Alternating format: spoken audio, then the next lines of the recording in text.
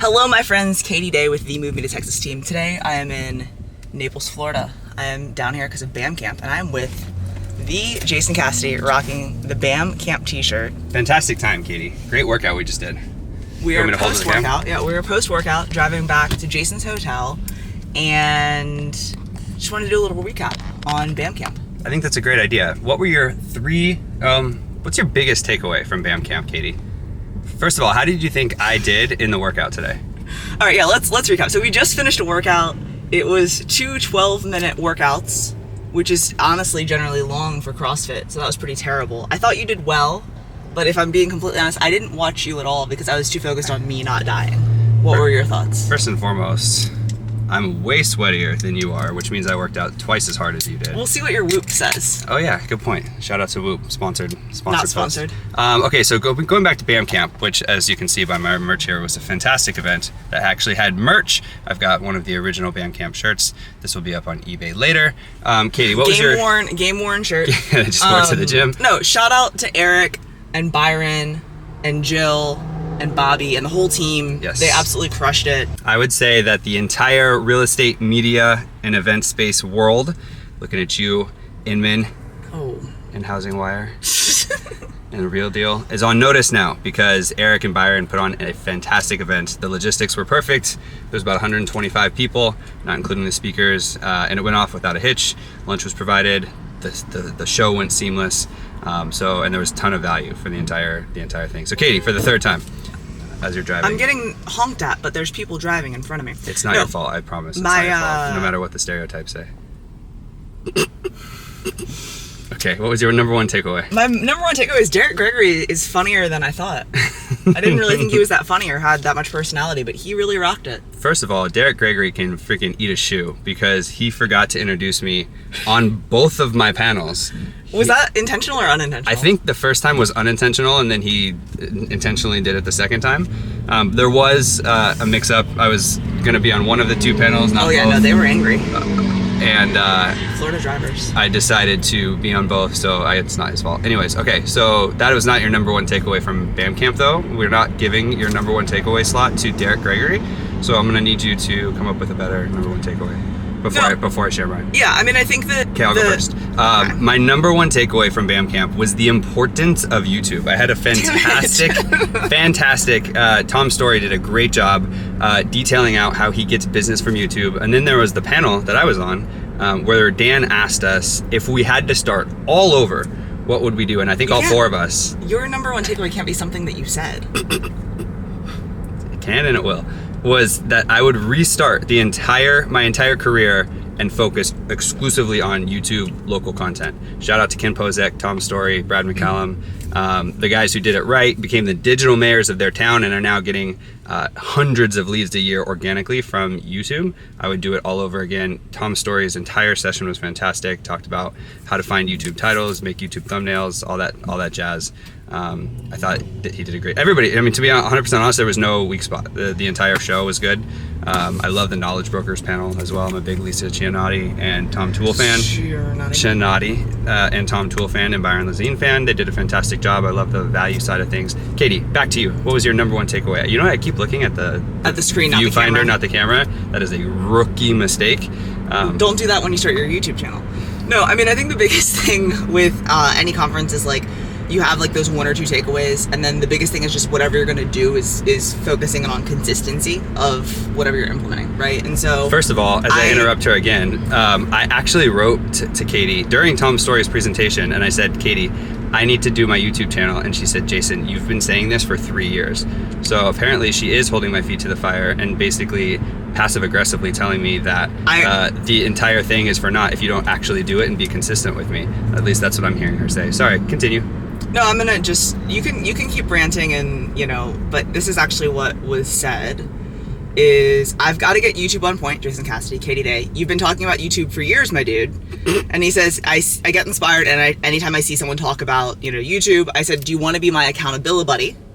And he says, yes, give me some accountability for Christ's sake. So, talking about it today on this podcast today is September 21st. Jason Cassity says he is going to do YouTube. So anyways, consistency is my biggest thing. I think for me, YouTube is something that I'm already doing, but seeing Tom was good because he's doing local content. He's doing everything from his studio, and I think that we overthink this, right? Like, oh, well, I need to do blank before I start. He has a good mic. Looks he pretty has nice a good to me. camera, but like, I mean, But yes, like right. Ken has spent tons of money. It can be put together with less than $1,000. And like his biggest thing was like, he was like, you can do this on your phone. Yeah. Like, just start doing it and start doing it regularly. He's putting out 2 videos a week, Yep. which I think is like aggressive, right? I'm doing 1 right now. So YouTube's my biggest thing going into the new year, continuing to do it consistently and putting out content consistently. You know, I would agree with Tom and Lisa, and I guess Byron too, because it is his podcast, but their Knowledge Broker, they did it live. They talked a lot about what's happening with the Fed. They talked a lot about the NAR stuff that's going on, all of the NAR things that are going on right now, and then the compensation litigation and stuff like that. So it was good to hear it again and hear different points of view as these things continue to develop. From 3 of the most knowledgeable people in our ecosystem. Well, 2 and Byron. Ooh. First of all, Byron's the #1 team in Connecticut. Did you know that? Connecticut's a really small state.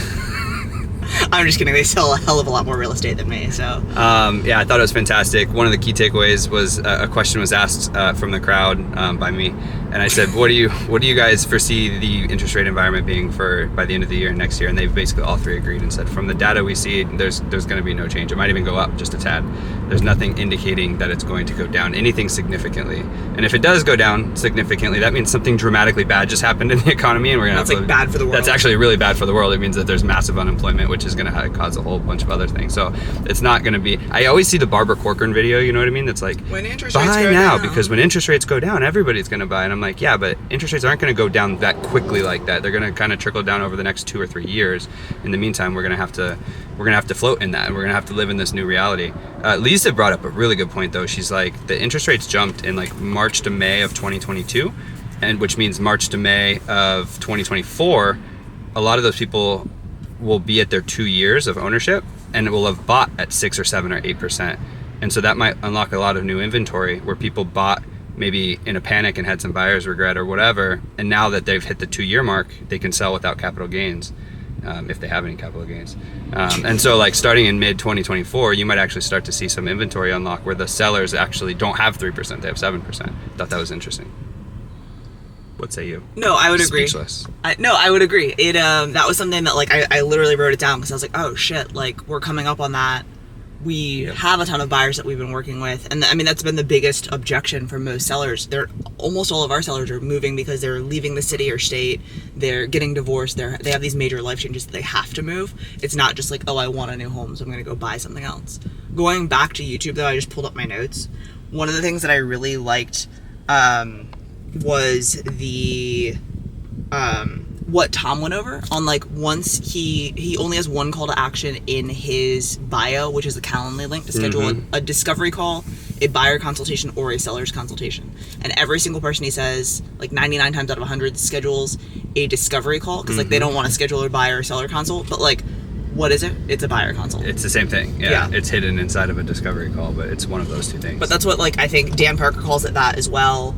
But a lot of the real estate YouTube people that are crushing right now on YouTube, that's what they're calling them, is discovery calls, not a consult. I like that.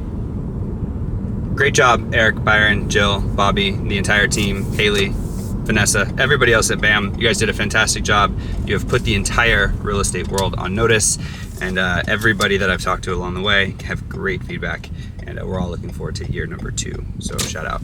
And Katie, thanks for having me on Comedians in Cars with Coffee. I really appreciate you. No coffee. Sans coffee. And Sans and comedian comedy. Okay, so now that I've gotten rid of Jason Cassity, I'm going to go over the rest of my takeaways from BAM Camp. So the day kicked off with Matt Leonetti, and if you've ever heard Matt Leonetti speak at any events, he's absolutely hilarious. And if you've ever watched any of his videos on Instagram, he has definitely evolved in his style as he's gotten more comfortable with like his style. So it was really cool just to hear his story, kind of hear where he's come from and hear kind of how he's become who he is today and how he's been more comfortable, being who he is, pushing the envelope on content and different things like that.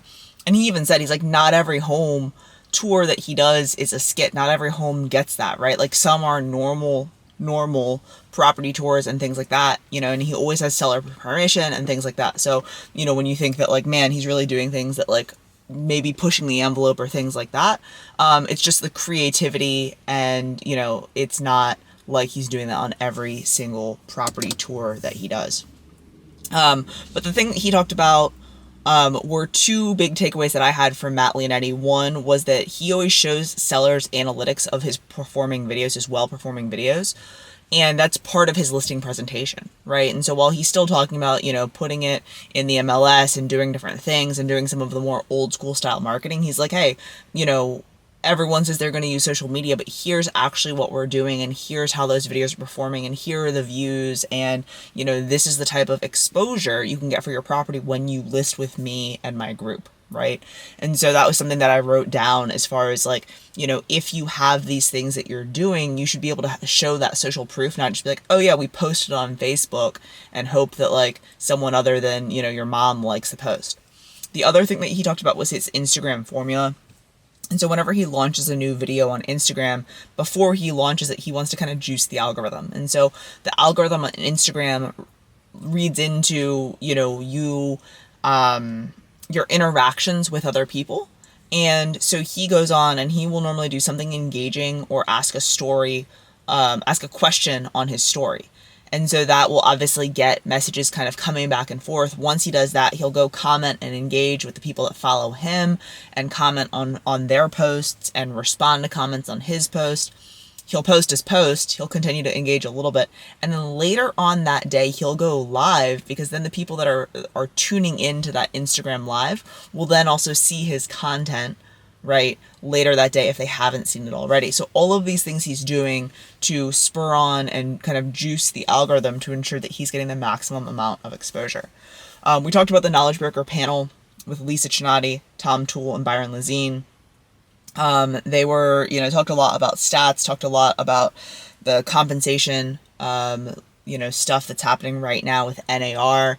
You know, but the biggest thing that they were saying is you just need to talk to more people. You need to educate more people and focus in on ensuring that your sphere and your people and your clients are the most educated and understand what's going on as far as the market, as far as, you know, if things change with compensation, what that would mean, and really adding your value.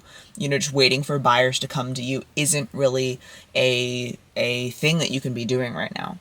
One thing that Tom said when people were throwing him objections and he was overcoming objections, as far as people, when you're potentially negotiating a commission and you're at a certain point and the seller's at a different point, he said, hey, if you don't think I can sell your home, it doesn't matter what I charge, because you're not going to hire me or we're not going to be working together, right? And so if I charge this and you want to pay that, if we can't figure out some sort of, you know, compromise here, you know, his thing was basically, hey, if you don't think I can sell your home, if I charge 30 apples, it doesn't really matter, right? Because you're not going to hire me anyways. And that was something that, you know, obviously that wouldn't be the first thing you would say to a seller, but that was something that I wrote down because I was like, hey, I really like that, you know, as far as having the conversation, because often that's like the first thing that someone will ask you is like, hey, what do you charge? You know, the guy down the street said they do it for this. Will you do it for that too? It's like, well, hey, let's review everything that we're going to do. And then as we go through it, like, hey, if you don't think I can sell your home with what we do, then potentially it doesn't make sense for us to work together, right? So what does it matter what I charge, kind of thing. The other thing that Lisa said was, if you rent out your property now and hold on to it, you're going to potentially have to deal with capital gains taxes later. And so, you know, that's something to consider and keep in mind when you're having conversations with people that want to hold on to their current home. You know, obviously if you rent it out today, that's great. It covers your mortgage payment, whatever. But if you go to sell it in 5 years and it's been a rental property, you're going to pay more taxes than if you're selling your primary residence today. So something to consider. Definitely wrote down a lot. And then this is something super old school. But it was just a good reminder. Tom was like, make sure that before you go to a listing consultation, especially if you're talking to them on the phone and kind of pre-qualifying, your listing consultations, asking them, hey, what do you think your property's worth? Obviously, we're going to go over everything. We're going to talk about the numbers. We're going to review the data, but what do you think your property's worth? It's always so good when you're going into a listing consultation to know what they think. Because if their property's worth $500,000 and they think it's worth $7,000, you're in for an uphill battle. But if it's worth $5,000 and they think it's worth $450,000, you're going to come in looking like a champion. The other thing that they talked about was a communication guarantee with sellers and bringing those back. How frequently the cadence of communication is with you while their property is on the market.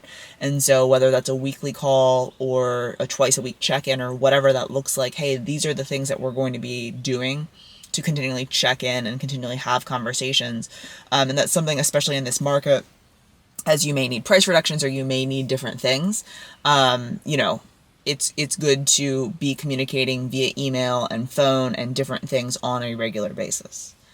Tessa and Ramon talked a lot about investing and qualifying for properties and finding deals and, buying and hold. Buy and hold isn't the only way to invest, or flipping isn't the only way to invest. And so they talked a lot about the different things that you can do. But a lot of times realtors especially will, as far as income goes, right, you write everything off, so your income shows like $4 for last year.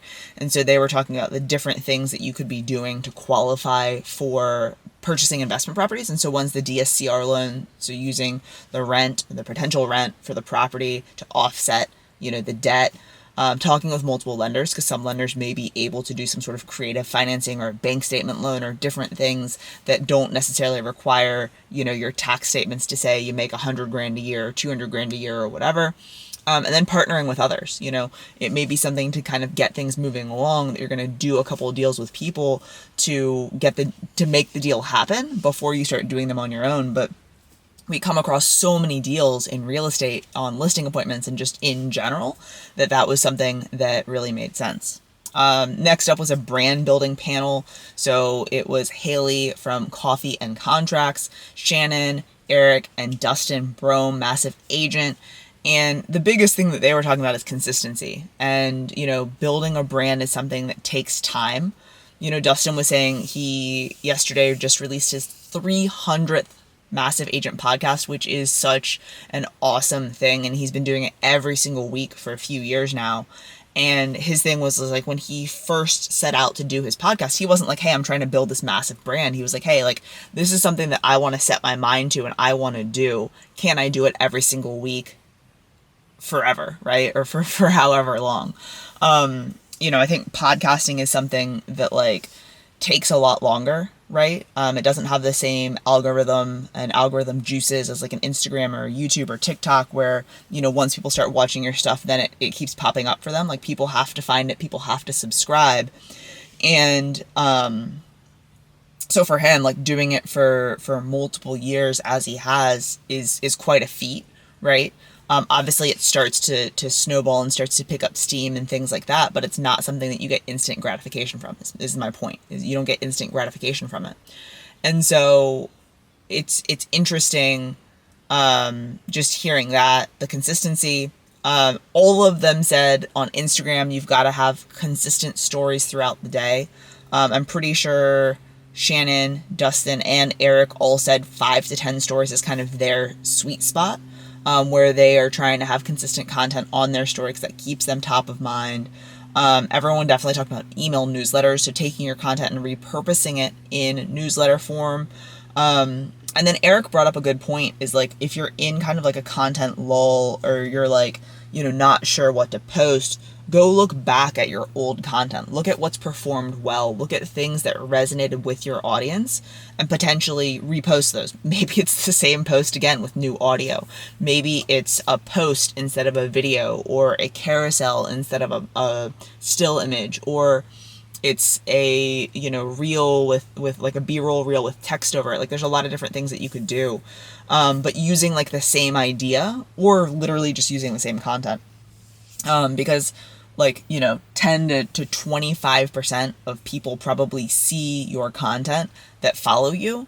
And so, posting the same thing again, likely people aren't going to realize, because they probably didn't see it the first time. So just food for thought there. Haley brought up a great point about doing quarterly brand shoots. There's different places you can go to. You can obviously go to like a model home or something like that. You can also, when you're doing a quarterly brand shoot, get B-roll for videos and do like, the text. I don't know why I typed, but a text over video, type thing on B-roll for your Instagram. And then everyone also talked about building community, right? So if that's in-person events, if that's your email newsletter, if that's a Facebook group, whatever it may be, to build your brand. A big thing that we talked about, or that was talked about, was like consistently evolving your content and your brand, that it shouldn't just be the same thing forever. It's kind of a linear thing. It changes over time. And it should change based on how people are consuming content. And then on social media platforms, as they roll out new features, you should always be looking into rolling those out and staying with the times. Chris Benjamin, I don't know if y'all know, this man summited Mount Everest, which is absolutely freaking epic. But he talked about his journey, and I could literally listen to this man talk about Mount Everest every single day. It's super motivational. One, because I don't like to hike, I don't like to walk. So him summiting Mount Everest is just freaking epic. But the mindset and training around what he did to get there is just crazy. And so his biggest thing is, changing your mindset and being grateful. And a lot of times oh God, I've got to go do this. Oh, I have to go, prospect. I have to go shoot content. I have to blah, blah, blah, blah, blah. And you get really down on the shit that you have to do, right? And so when you flip your mindset and your language to say I get to, and be grateful for what you have, because a lot of people would want to be in that position, it really shifts just how you feel about certain tasks. Loving the journey is another thing that he kind of talks about. And then the other thing that I really liked is we are a product of our environment, and our environment is a product of us. And he talked about protecting your mind, and the choices that you're actively making, and the environment that you're putting yourself in, and the people that you're surrounding yourself with have so much impact on how you feel and what you do. So, choosing that carefully. But love Chris. He's awesome. Anyways, YouTube with Tom's story was great. Jason and I kind of already talked about that. His thing that he was saying was most people focus in on repeat business and referral business, right? You ask someone hey, where does your business come from? They're oh, repeat and referral. And he's you need to break that down, because repeat business is one thing, the people coming back to you and transacting over and over again, right? Referral business, so them sending you people, is definitely different, right? And then focusing in on new business. And his thing for new business is YouTube, right? YouTube's interesting because they don't have messaging on platform, so people just watch, and then at a certain point they'll reach out to you. So as I said before with Jason, he has one call to action in his description of every video, and that is a Calendly link to schedule a discovery call. And he's got the discovery call, the buyer consultation, and the seller consultation. And pretty much everyone books a discovery call because it just seems very unassuming. It seems very inviting, not high pressure. And it's literally the same thing. It just has a different name. Every single video he starts with, hey, this is what we're going to talk about today, right? As the promise to the viewer of this is the topic, this is what we're covering, this is what we're talking about.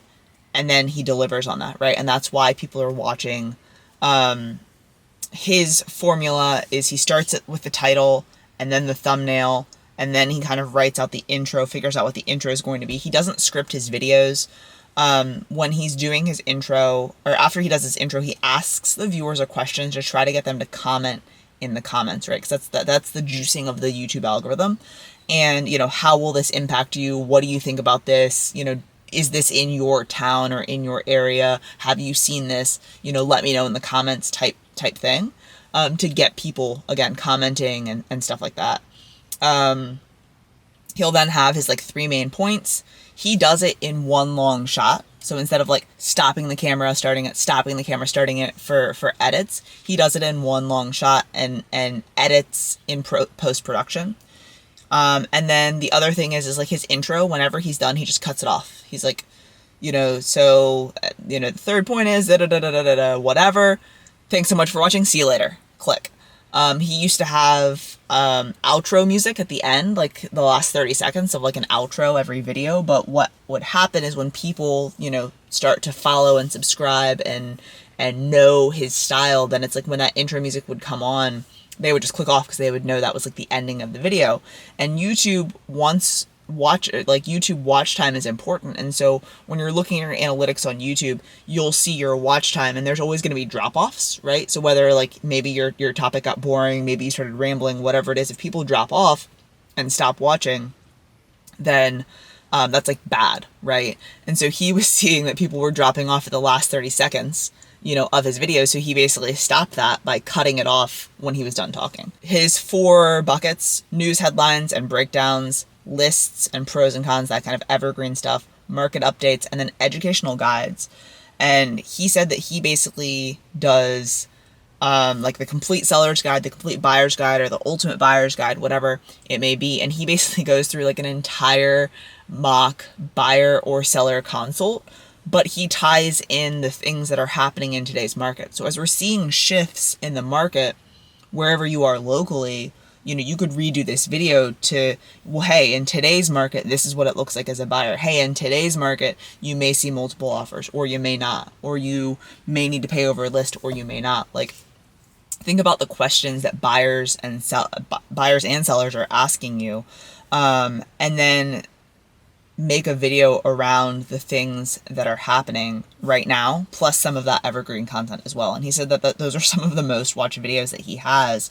And he literally just recorded like he was doing a buyer consultation, going through like, hey, so you need to get pre-approved, you need to do this, you need to do that. So I found that to be interesting as well. YouTube, I definitely took the most notes on YouTube, just because I think that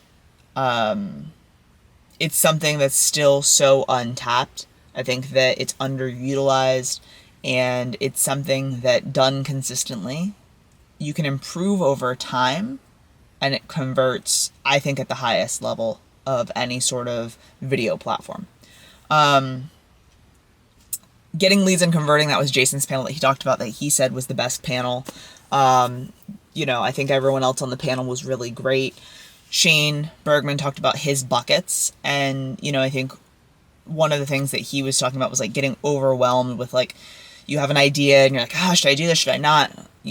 Or does this fit with my brand? Or is this something that I should do? And he basically has buckets where he's like real estate 101, like real estate tips, savvy solutions, where it's like agent facing, like agent content, or things that he does to streamline his business, skits and funny things, local stuff and local news and attractions, and then listing videos. And like, if it doesn't fall into one of those things, then it's probably not something he's going to put on his Instagram, or like content he's going to create. And so, I would challenge you, like, what are your buckets of content? What are your things, or what are your pillars? And are you consistently making content to fall into those pillars, or are you just using your Instagram as like a dumping ground for like a just listed every now and then, a just sold? Like, what are you doing consistently? What does your video content look like?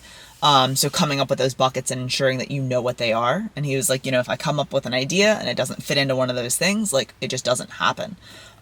Because especially for creative people, it's like you want to do all of the things, and that's a good way to ensure that you're focusing in on what makes the most sense. Shane also talked about his intake form. So when someone does reach out and says, hey, I want to book a call, and they book a call on the Calendly, he sends them a intake form of like, hey, what are your preferences? What are you looking for, and all that. So then when they get on the call, they can really dig in, right? And not spend that maybe 10 minutes of like, so tell me how many bedrooms you want and stuff like that. And he says it's really streamlined his business. And then finally, Taya talked about her journey with video and content, and her real estate journey in general.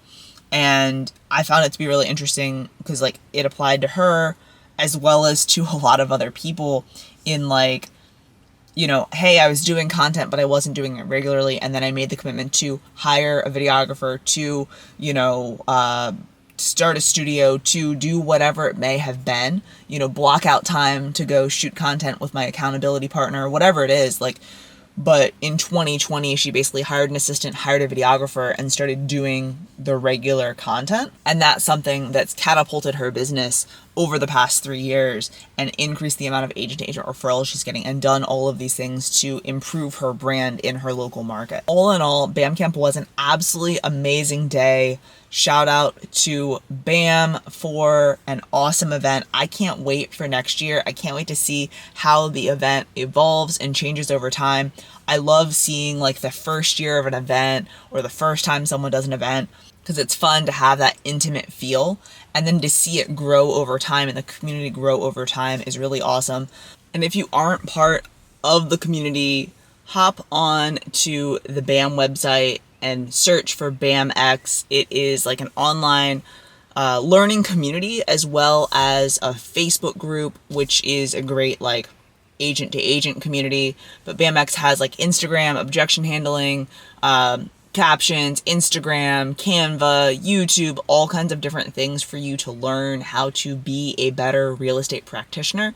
And then the BAMX Facebook community is a great place to just hang out with other people, you know, bounce ideas off other people and things like that. And so that's where you will get first knowledge of like the next BAM camp or the next event that Byron and Eric are doing. But until then, let me know what real estate event you are going to next, and I'll talk to you soon.